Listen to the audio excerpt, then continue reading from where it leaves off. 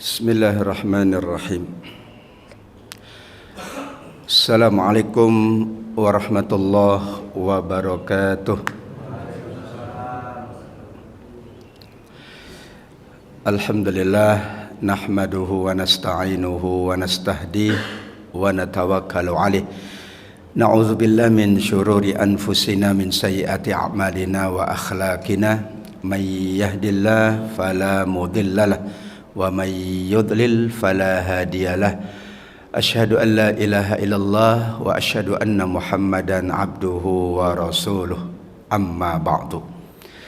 Jamaah Masjid Al-Muhajirin yang dimuliakan oleh Allah, alhamdulillah kita bersyukur kehadirat Allah sebagai bentuk dari kita meyakini adanya Allah, meyakini asma dan sifatnya Allah, meyakini pula seluruh kebaikan dan anugerah Allah untuk kita semua. Kita syukuri itu dengan kita tingkatkan iman dan takwa, dengan berbagai jenis ibadah dan amal soleh kita, serta kebaikan-kebaikan yang banyak yang kategorinya adalah taat. Mudah-mudahan semua yang kita lakukan Allah Subhanahu wa ta'ala berkenan menerimanya, membalasnya dengan balasan yang berlipat ganda. Amin ya rabbal alamin. Salawat juga salam kita sampaikan kepada Nabi kita, Nabi Muhammad sallallahu alaihi wasallam, yang sudah menuntun dan membimbing seluruh umat manusia di masanya hingga masa kita dan masa setelah kita hingga yaumil qiyamah. Bimbingannya mencakup bagaimana kita menjaga dan meningkatkan iman dan takwa. Nabi membimbing bagaimana umatnya beribadah dan beramal soleh. Kemudian Nabi mencontohkan bagaimana bermuamalah dengan akhlak yang mulia. Mudah-mudahan kita mampu mengamalkan seluruh tuntunan Nabi dengan sebaik-baiknya, dengan selengkap-lengkapnya, sehingga kita semakin dekat dengan syafaat di yaumil akhir. Amin ya rabbal alamin. 2 bulan lamanya tidak bertemu, alhamdulillah pagi hari ini kita bertemu. 1 Ramadan dan 1 Syawal, atau sekarang kita masuk Dzulqa'dah. Tema yang akan kita bahas adalah sesuai dengan sunnatul Quran dan sunnatul al-hadis. Kebiasaan Al-Quran dan kebiasaan Al-Hadis. Apa kebiasaannya? Membahas sesuatu yang sesuai dengan momentum. Al-Quran diturunkan selama 23 tahun. Kenapa 23 tahun? Karena ada peristiwa, karena ada kejadian, karena ada momentum, karena ada sejarah, karena ada pertanyaan. Padahal Quran itu sudah ada di Lauh Mahfuz. Bal huwa Qur'anum Majid fi Lauhim Mahfuz. Kemudian Allah berkehendak pertama kali diturunkan di bulan Ramadan yang kita kenal dengan Lailatul Qadar. Kemudian diturunkan dalam berbagai waktu, berbagai bulan, berbagai keadaan, berbagai peristiwa, berbagai pula pertanyaan-pertanyaan. Peristiwa, kejadian, pertanyaan kita sebut momentum sekarang ini. Bahkan Imam As-Suyuti menyebutkan ada ayat-ayat yang kategorinya ayatun nahar, yang Allah turunkan siang hari. Ada ayatul lail yang Allah turunkan malam hari. Ada ayatul syita ketika musim dingin, ayatul soif ketika musim panas. Ada ayat madaniyah yang diturunkan di Madinah dan sekitarnya. Ada ayat makkiyah yang diturunkan di Mekah dan sekitarnya. Di Mekah karena ada keadaan, peristiwa atau pertanyaan. Di Madinah karena ada keadaan, peristiwa atau pertanyaan pula. Itulah kategorisasi ayat-ayat Al-Quran. Maka pembahasan Al-Quran adalah pembahasan yang selalu sesuai, karena dulunya diturunkan sesuai. Belum siap, makiyah dulu. Sudah siap? Madaniyah. Malam hari berbeda redaksinya dengan siang hari. Di masa-masa awal beda lagi bahasanya dengan di masa-masa akhir. Itulah mukjizat dari ayat-ayat Al-Quran. Mudah-mudahan tepat momentum kita akan menghadapi ibadah yang insya Allah lebih banyak dijalankan oleh seluruh muslimin dan muslimat, yaitu ibadah kurban dibanding ibadah haji. Kalau ibadah haji sangat dibatasi, yaitu pakai kuota. Kurban tidak pakai kuota, alhamdulillah. Kalau kurban pakai kuota juga antri, sepertinya antri juga. Jadi ibadah yang lebih banyak dijalankan di Idul Adha atau di Zulhijjah adalah ibadah kurban. Karena keadaan yang tidak memungkinkan kalau seluruh muslimin dan muslimat menunaikan ibadah haji. Tidak memungkinkan seluruhnya.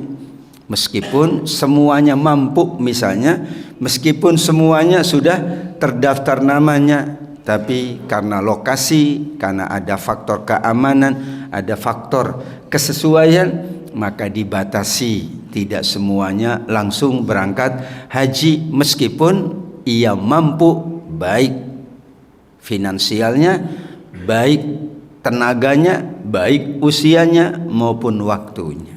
Maka kurbanlah yang akan kita bahas. Kalau haji khawatir kita nunggunya lama. Kalau kurban dari mulai awal Muharram, dari mulai ba'da Zulhijjah sudah boleh orang menyiapkan ibadah kurban dan insya Allah dapat dilaksanakan. Kalau ibadah haji, wallahu a'lam bis-shawab. Ibadah kurban itu pertama kali Allah Subhanahu wa taala menggunakan istilah qaruba yaqrubu qaribun kurbanun. Surat Al-Maidah 27. Watlu alaihim naba abnai Adam bil haqq idz qarraba qurbanan fatuqabbila min ahadihima wa lam yutaqabbal minal akhar. Qala la aqtulannak qala innama yataqabbalullahu minal muttaqin. Idz qarraba qurbana. Asal ibadah kurban bahasa Arabnya kurbanun, dan itu adalah kurban pertama karena sesuai dengan peristiwanya, sesuai dengan sejarahnya, adalah sejarah pertama, yaitu dua putra Nabi Adam alaihi salam, yang satu namanya Qabil, yang kedua namanya Habil. Tapi menarik, yang diterima kata Allah dari salah seorang keduanya, yaitu Habil. Yang ditolak dari salah seorang keduanya, yaitu Qabil. Kalau sesuai bahasa Arab, yang diterima itu Qabil. Qabila yakbalu makbul, kan diterima makbul itu. Tapi yang diterima malah Habil. Itulah nama. Kita berharap dengan nama itu doa, harapan, cita-cita, keinginan. Tapi terkadang berbeda dengan kenyataan. Tapi insya Allah nama yang diberikan oleh orang tua kita adalah doa, harapan, keinginan dari orang tua, maka kita sungguh-sungguh menjaga nama baik tersebut. Qabil harusnya diterima karena berasal dari qabila yakbalu qabilun makbulun, kan diterima makbul itu. Habila yahbalu habilun tidak disebut dalam bahasa Arab, tapi sebagian mengatakan Habil artinya kurang sungguh-sungguh. Tetapi nama itu diberikan oleh ayahandanya, berharap dua-duanya justru memberikan kebaikan, tapi sebaliknya. Qarraba yaqrabu itu juga disebut di dalam hadis Rasulullah sallallahu alaihi wasallam. Disebutlah dengan hadis taqarrub, berarti qaruba yaqrubu qaribun kurbanun, kemudian taqarrub. Kalau kurban artinya dekat, qarib artinya dekat. Kalau taqarrub artinya upaya mendekat. Taqarrub artinya adalah usaha seseorang mendekatkan dirinya. Bahasa anak muda sekarang PDKT, nah itu taqarrub. Ya, pengen dianggap dekat, berusaha agar dekat. Kalau qorib betul-betul dekat. Qoribun ba'idun jauh. Qorib betul-betul dekat. Maka Allah benar-benar maha dekat. Wa idza sa'alaka ibadi anni fa inni qarib. Nah, itu betul-betul kalau udah qarib. Makanya ada teman karib, teman qarib. Ah, itu betul-betul dekat. Tapi ada teman yang taqarrub, baru berupaya dekat. Nah, itu taqarrub itu upaya. Berhasil atau tidak nanti dilihat. Allah Subhanahu wa taala di dalam hadis qudsi menetapkan bahwa tidak ada sesuatu yang diwajibkan atas seseorang untuk mendekatkan dirinya kepadaku kecuali dengan apa yang aku fardukan atasnya, mimmaftaratuhu alayya. Semua orang berupaya mendekatkan dirinya kepada Allah, tapi Allah maha baik. Manakala dia mendekatkan dirinya dengan yang aku fardukan, itu memadai, itu cukup. Tetapi kemudian Allah juga menambahkan, kalau dia mendekatkan dirinya kepadaku dengan yang nawafil, yang tambahan, itu aku lebih suka. Wa ma yazalu 'abdi yataqarrabu ilayya bin nawafil hatta uhibbahu, sampai aku mencintainya. Jadi taqarrub inti pertamanya al-faraid, yang fardu dulu. Baru mereka menambah dengan an-nawafil, yang sunnah-sunnah. Kalau yang fardu memadai namanya.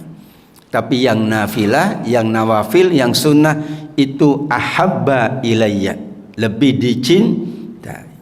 Berarti taqarrub dengan al-faraid, yang fardu, yang wajib itu agar kita memenuhi taqarrub, agar benar-benar kita dianggap atau kita dikategorikan taqarrub ilallah. Tapi kalau ingin mendapatkan cinta Allah, maka ditambah dengan an-nawafil. Ibadah kurban adalah ibadah yang disepakati hukumnya sunnah muakkadah. Tidak ada yang mengatakan wajib atau fardu.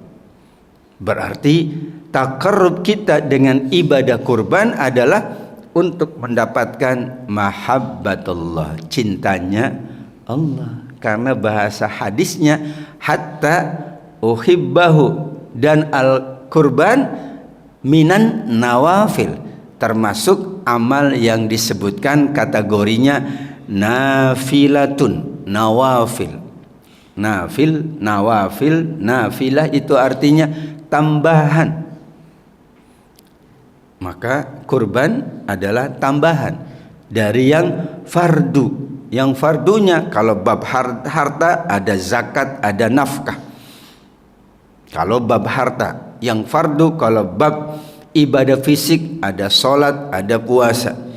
Yang fardu dua bab, yaitu harta dan sekaligus juga raga adalah ibadah haji. Dua-duanya lengkap ibadah haji. Bahkan katanya lebih banyak fisik yang diandalkan daripada harta yang diandalkan. Karena pada saat pelaksanaan hari H, semua orang jalan kaki, semua orang mengandalkan fisiknya, sudah tidak lagi mengandalkan hartanya, karena hartanya sudah ia lunasi semua. Hari H yang diandalkan adalah fisiknya. Jalan itu berapa kilometer tiap hari, tapi alhamdulillah sehat walafiat. Jadi bagaimanapun haji yang diandalkan betul-betul adalah fisik. Maka ada haji ramah lansia, itu soal fisik. Karena lansia biasanya lebih kaya dari yang muda. Harusnya haji ramah yang muda. Kalau ukurannya ukuran harta, karena yang lansia biasanya lebih banyak hartanya dari yang muda. Tapi ramah lansia karena soal fisik, soal usia. usia itu lebih banyak soal kesehatan, bukan soal harta. Karena ada yang usianya banyak, hartanya banyak, usianya dikit, hartanya dikit, atau sebaliknya. Tapi soal fisik sehat walafiat ternyata tidak melihat usia. Kembali kepada kurban. Watlu alaihim, ceritakan wahai Muhammad kepada mereka, yaitu umatmu, naba abnai Adam, kisah disebut dengan kata naba. Naba itu khobar tetapi lebih tinggi dari khobar. Kalau ilmu media kita pakai sekarang, lebih viral dari khobar. Khobar itu berita orang tahu, tapi naba berita yang lebih besar, yang lebih viral, yang harus diketahui semua orang, dan semua orang tahu berita ini. Gimana tidak tahu? Ini berita pertama yang ada di bumi, berita yang menghebohkan, yaitu berita dua anak manusia yang saling, atau dua anak manusia yang pernah salah seorang dari keduanya membunuh saudaranya sendiri. Kalau dulu sudah ada ilmu media, sepertinya amat sangat viral. Mungkin nama Adam selalu muncul di media. Ayah tidak, gimana dengan anaknya? Kok ayah membiarkan anaknya membunuh saudaranya? Itu Nabi Adam bisa viral kalau zaman sekarang. Tapi saat itu belum ada media. Tapi Al-Quran menyebutnya naba abanai. Ada surat An-Naba. An-Naba amma yatasaalun anin nabail azim. Naba itu berita besar, ditambah azim, berita yang amat sangat besar. Maka kiamat adalah berita yang paling besar, mengalahkan berita yang terjadi kapanpun. Karena saat berita itu terjadi, betul-betul kiamat terjadi, nggak ada yang memberitakan, karena sudah meninggal semua. Yang memberitakannya hanya Al-Quran dan Al-Hadis.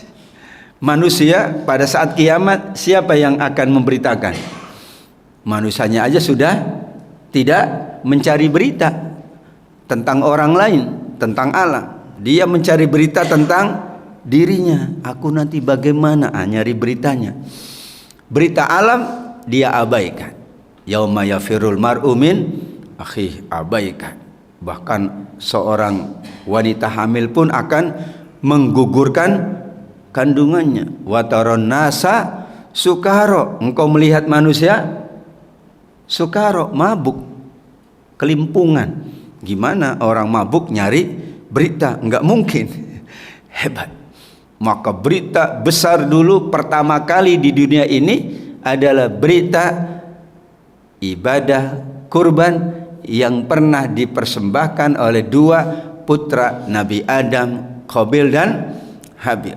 Berita paling besar lagi namanya An-Naba Al-Azim, berita besar yang sangat besar, yaitu hari kiamat.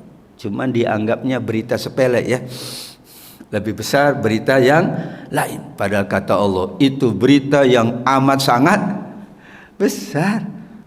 Karenanya tidak ada yang tahu kecuali Allah rincian yang lengkapnya. Kita hanya diberitahu sedikit saja dari Allah tentang ilmu hari kiamat.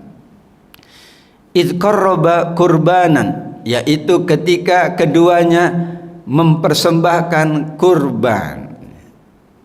Jadi kalau ikut ayat Al-Quran, ibadah kurban itu diistilahkan dengan tiga istilah. Yang pertama ini kurban di surat As-Saffat ayat 102 sampai 108 itu disebutnya dengan zibhin, bizibhin azim, al-zabah, al-zibah. Kemudian di masa Nabi Muhammad sallallahu alaihi wasallam diistilahkan dengan istilah wanhar, an-nahr, sama aja, tapi pakai ha, bukan pakai ha. Kalau pakai ha itu sungai, pakai ha jadi sembelih hewan kurban. Beda dikit saja sudah beda arti. Nabi sendiri menyebutkannya dengan al-adha atau al-udhiyah. Doha yudohi, yaitu menyembelih di hari Idul Adha. Disebutlah doha yudohi, adha waktunya, ad-duha waktu, yaitu waktu awal pagi yang kita kenal dengan waktu duha. Dipilih waktunya waktu duha. Kalau dulu tidak, di masa Nabi Adam tidak diketahui kapan keduanya mempersembahkan ibadah kurban. Tidak ada yang tahu. Tapi ada yang mengatakan memang siang hari juga. Nabi Ibrahim ketika akan menyembelih putranya juga di waktu siang juga. Tidak di waktu malam, tidak di waktu petang, tidak juga habis subuh, tapi agak sedikit siang. Maka jadilah waktu utama menyembelih hewan kurban adalah waktu duha. Sesuai dengan bahasa Arabnya doha yudohi udhiyah duha, yaitu solat yang kita kenal dengan solat ad-duha wad-duha. Waktunya paling utama sore hari, malam hari. Sebagian ulama mengatakan makruh karena inti ibadah kurban itu adalah syiar. Wa may yu'azzim sya'airallah fa innaha min taqwal qulub. Di surat Al-Hajj 30 dan 32, wa may yu'azzim hurumatillah fa huwa khairul lahu 'inda rabbih wa may yu'azzim sya'airallah fa innaha min taqwal qulub. Di situ disebut dengan hurumat, disebut dengan syiar. Hurumat itu segala yang kita hormati karena diagungkan oleh Allah. Sedangkan syiar adalah tanda yang nyata dari salah satu tanda keagungan Allah. Jadilah ibadah kurban syiar, karena itu tanda dari salah satu tanda keagungan Allah. Kemudian termasuk hurumat. Hurumat itu segala sesuatu yang kita hormati karena Allah mengagungkannya. Zulhijjah kita hormati karena Allah mengagungkan salah satu 4 bulan haram. Muharram kita hormati karena Allah mengagungkannya, 4 bulan haram. Ramadan kita hormati karena Allah mengagungkan Ramadan. Ada nuzulul Quran, ada Lailatul Qadar. Quran kita hormati karena Allah mengagungkannya. Demikian juga ibadah-ibadah itu termasuk hurumatillah yang kita hormati karena itu tanda kita mengagungkan Allah dan Allah mengagungkannya. Salat berjamaah itu syiar karena diagungkan. Semua orang mengagungkan dan Allah amat sangat mencintai solat berjamaah melebihi daripada solat sendiri. Ibadah kurban ini syiar. Ibadah kurban termasuk hurumat. Maka ibadah haji pun syiar. Syiar itu ibadah yang diketahui orang banyak.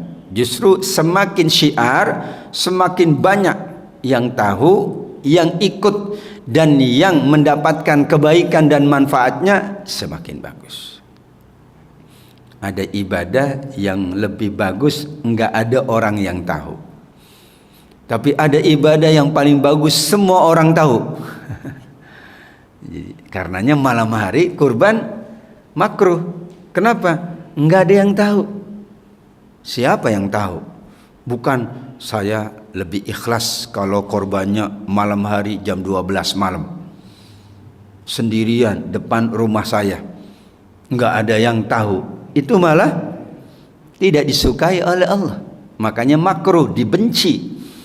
Justru waktu duha orang semuanya habis sholat Idul Adha semuanya berkumpul, ada takarrubnya di situ.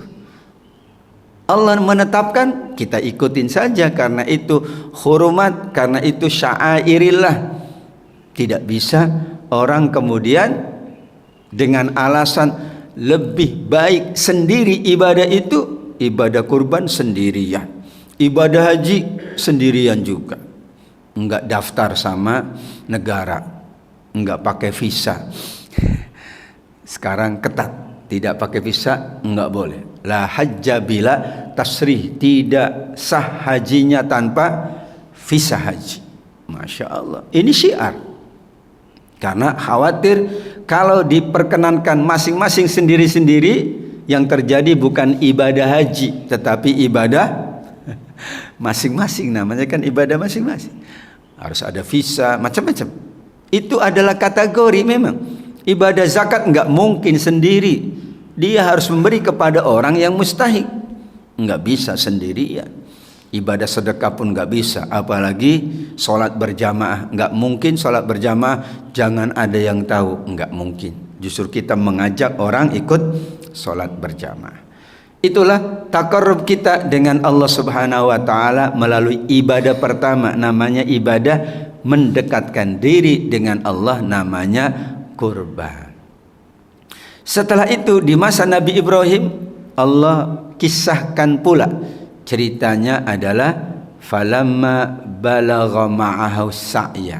Wah, di sini ada proses yang lebih panjang daripada proses pertama, yaitu manakala ia sudah mencapai usia cukup, yaitu Nabi Ismail, surat As-Saffat ayat 102, qala ya bunayya, barulah sang ayah menyampaikan.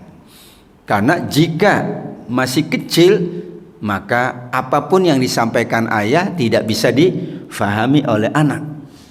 Ismailnya sudah berganjak remaja, barulah qala ya bunayya. Momentum lagi, waktunya harus pas. Ya, anak kecil disampaikan apapun yang ada senyum-senyum aja. Ya, karena belum bisa memahami, logikanya masih belum baik untuk mencerna. Falamma balagha ma'ahu sa'ya. Apa sa'ya? Sa'i, sudah mampu berusaha, sudah mampu sa'i. Ya, kalau dulu anak kecil dianggap sudah remaja kalau sudah bisa sa'i.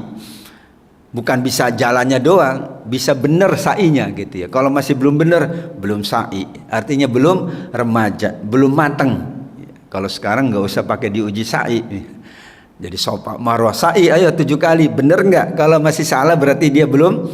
Falamma balagha ma'ahu sa'ya, belum gitu ya, usianya belum usia sa'i.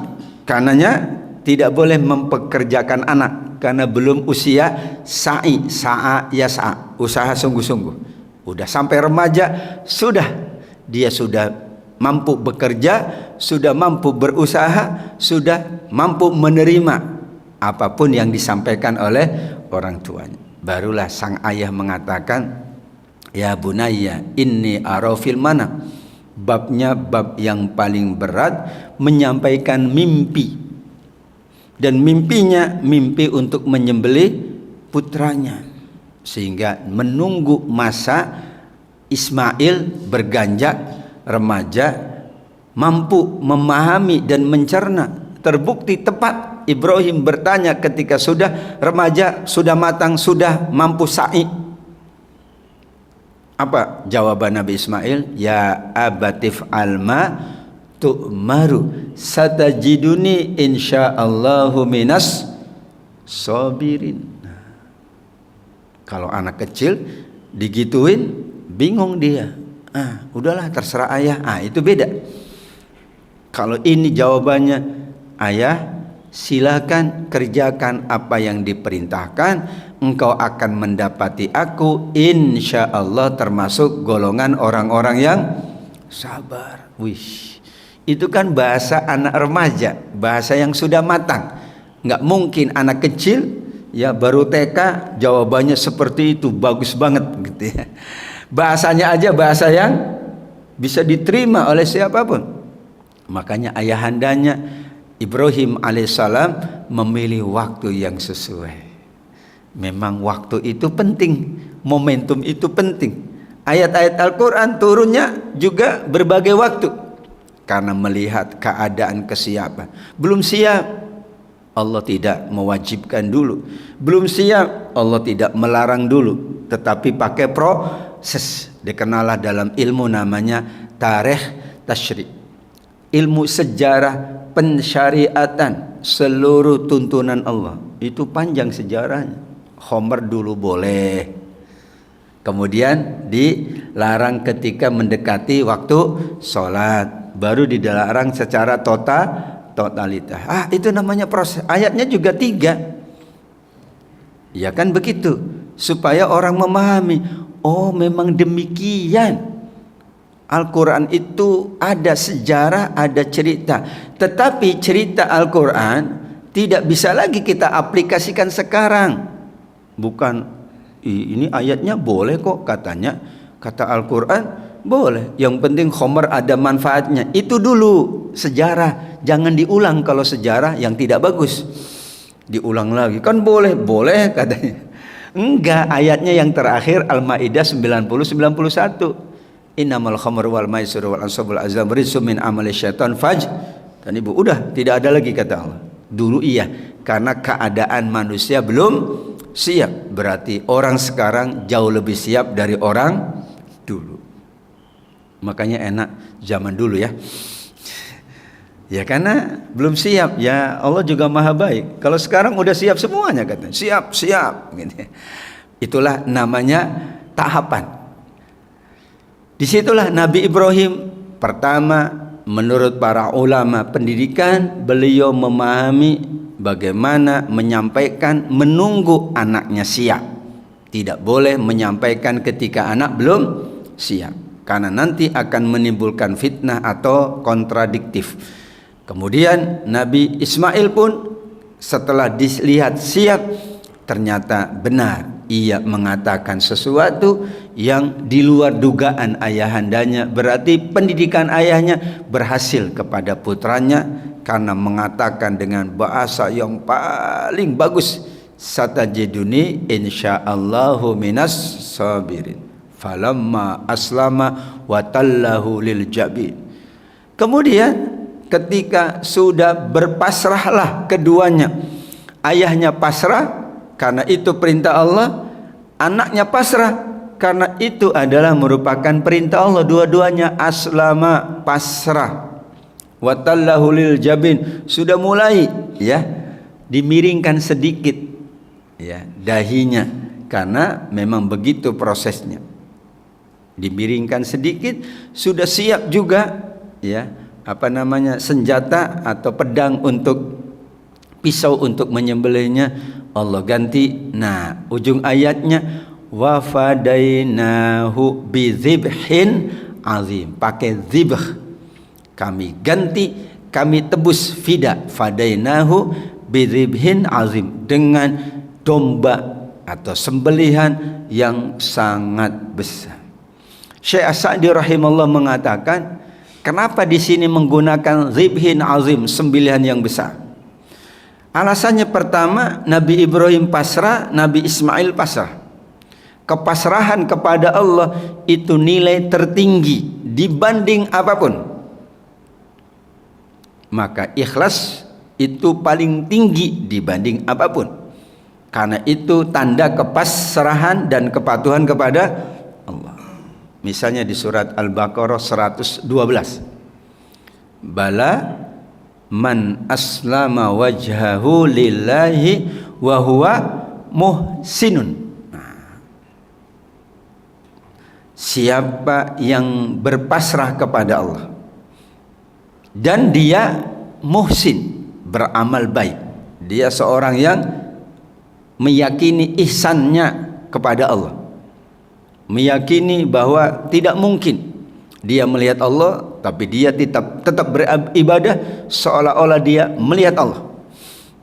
Kalau ikut hadis Nabi, atau ihsan itu adalah seorang yang beramal sungguh-sungguh, itu ihsan. Profesional juga ada yang memahami seorang yang beramal dengan ilmunya, ihsan. Jadi kalau nggak pakai ilmu nggak ihsan. Macam-macam makna ihsan.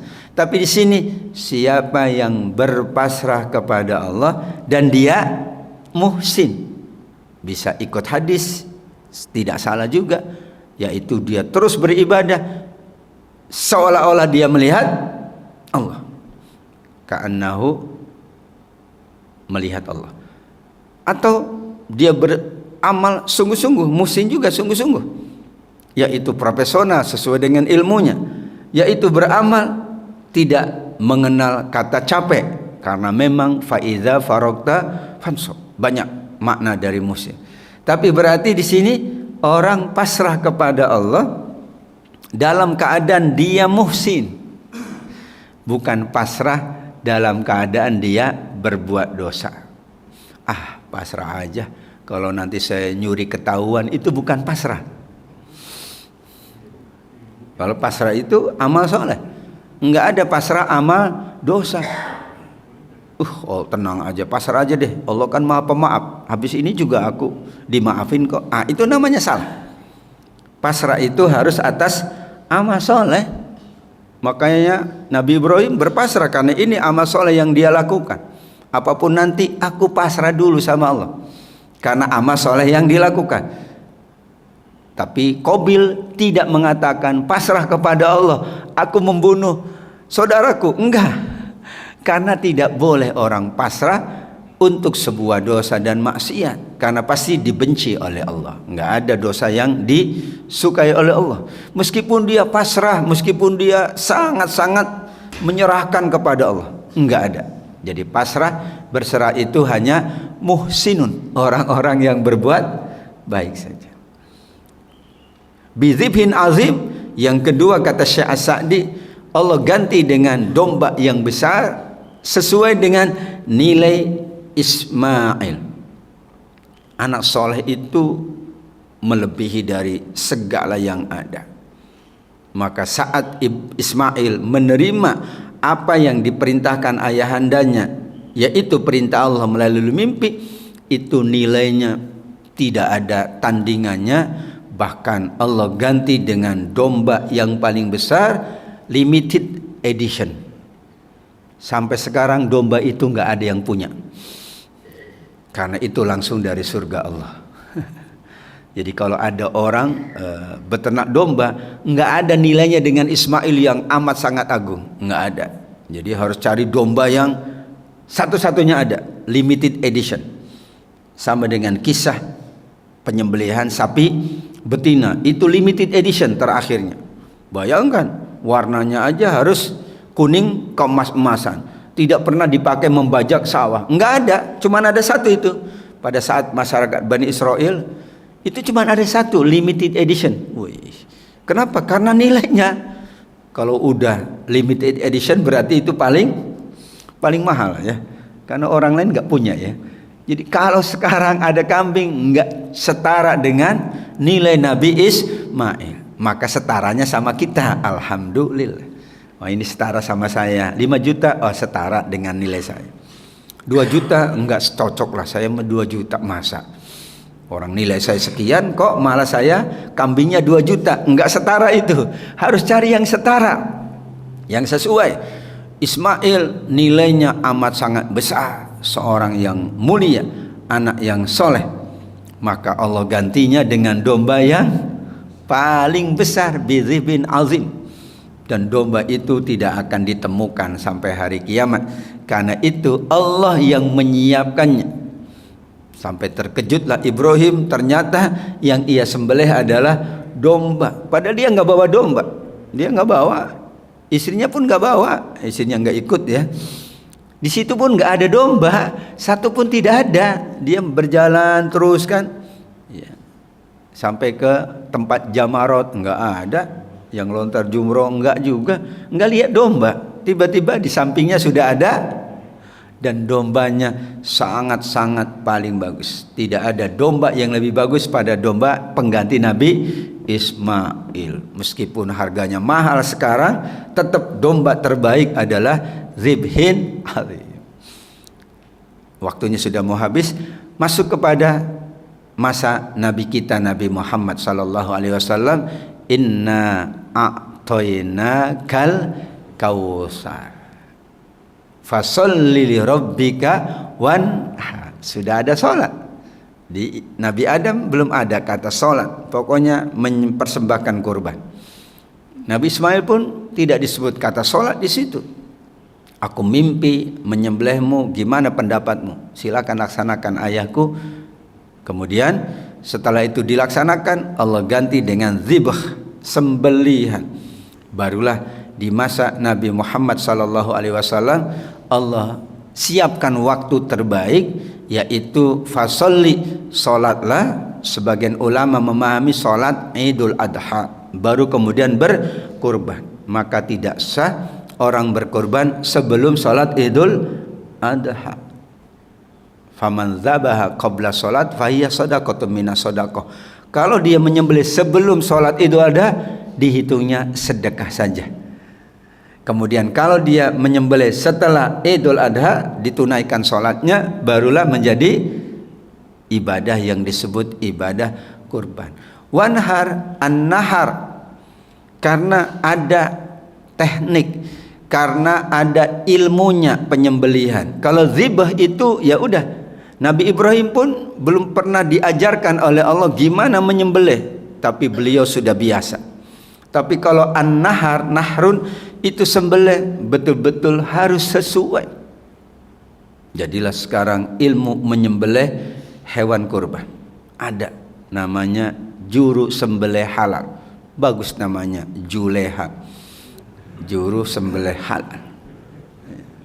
Yang nyembelih laki-laki tapi nama ininya seperti perempuan, Juleha, juru sembelih halal. Karena naharo harus pakai ilmu. Di dalam hadis, innallaha katabal ihsan ala kulli syai'in. Allah mewajibkan kita berbuat yang terbaik tadi ya, sesuai ilmunya atas segala sesuatu. Di antaranya, kalau kalian sembelih, sembelihlah dengan ihsan. Ihsan itu pakai ilmu. Ihsan itu sungguh-sungguh. Ihsan itu sesuai. Waktunya sesuai, caranya sesuai. Karena kalau tidak sesuai dengan ilmunya, maka hewan kurban itu jadi bangkai. Kalau jadi bangkai itu haram.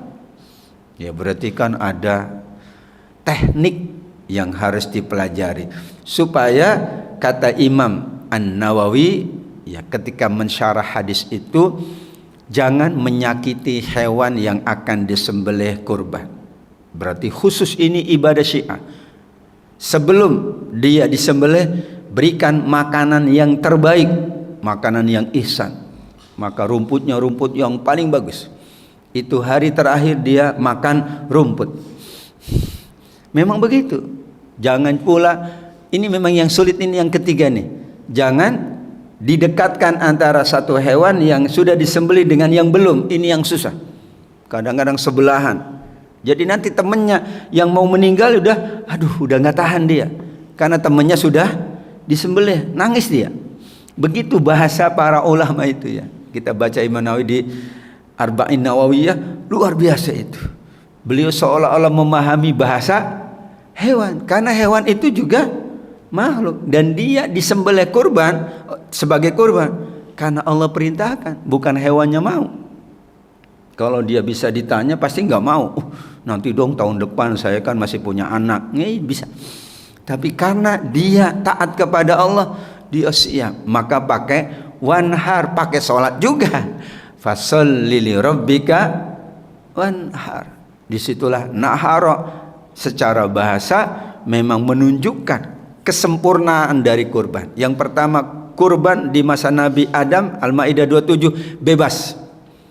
Enggak disebutkan jenisnya, apapun boleh, kapanpun boleh, yang penting berkurban, takorub kepada Allah.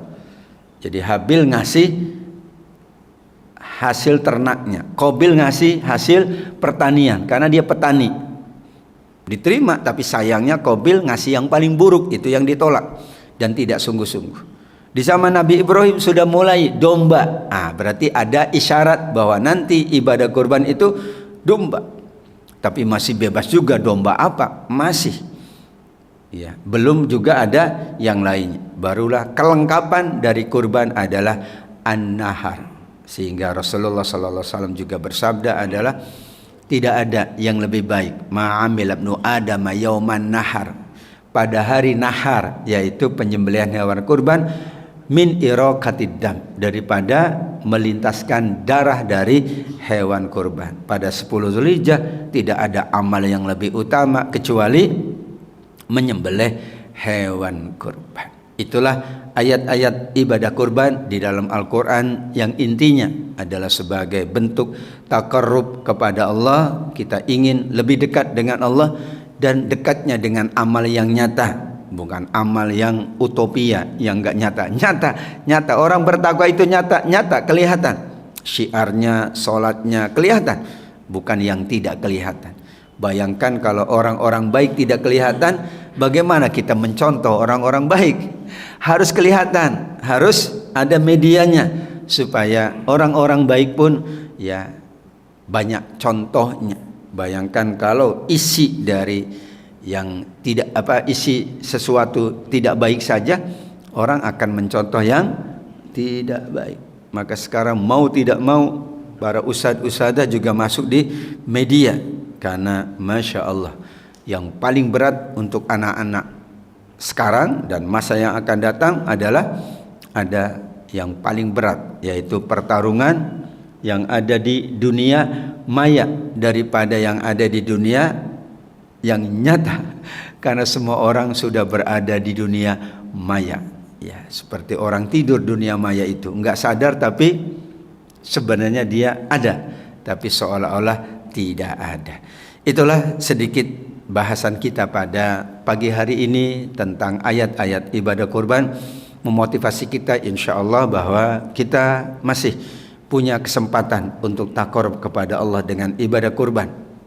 Meskipun ibadah kurban adalah sunnah muakkadah, tapi Nabi tidak pernah meninggalkan 1 tahun pun. Para sahabat setiap tahun, apalagi sahabat kaya Utsman bin Affan radhiyallahu an, itu lebih dari 100 ekor beliau karena kemampuannya. Jadi ibadah kurban itu memang menunjukkan kualitas seseorang, karena tidak ada kemudian, memang ada hadisnya, 1 kambing untuk 1 keluarga. Iya, karena itu isyarat bagi yang memang seorang ayah hanya mampu 1 untuk anak dan istrinya. Tapi yang mampu janganlah begitu ya. Yang mampu kalau 1 orang 1 keluarganya, misalnya keluarganya 10, masing-masing 1, kasihan. Yang mustahiknya banyak, yang layak mendapatkan manfaat banyak sekali, bahkan bertambah terus mereka yang layak mendapatkan manfaat dari hewan kurban.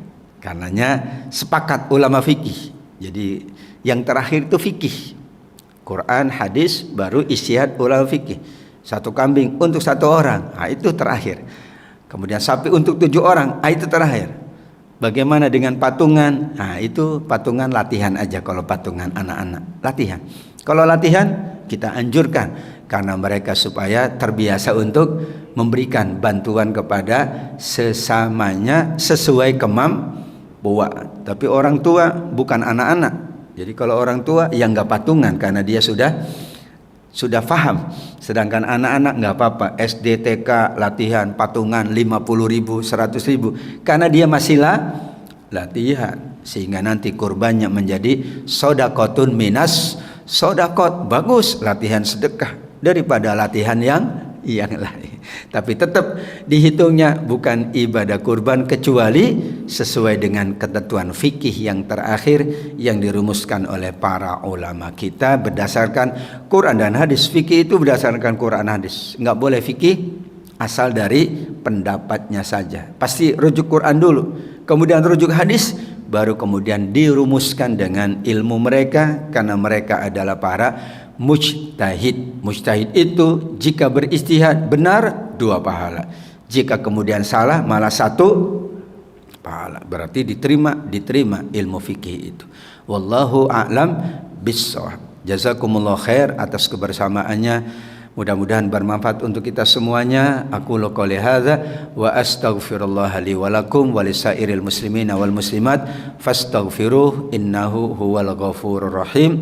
Subhanakallahumma wa bihamdika asyhadu an la ilaha illa anta astaghfiruka wa atubu ilaik. Mudah-mudahan kita ketemu di bulan Juli yang akan datang insyaallah. Walafu minkum. Wassalamualaikum warahmatullahi wabarakatuh. Sudah? Ada yang mau ditanyakan atau disampaikan?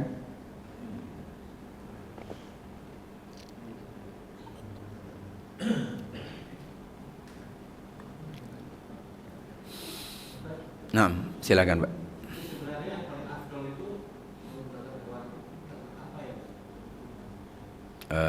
Maksudnya kambing, sapi gitu ya. Ini sama dengan pertanyaan orang yang melakukan perjalanan Ramadan, afdolnya itu berpuasa atau tidak puasa. Sama dengan haji itu afdolnya nafar awal atau nafar sani.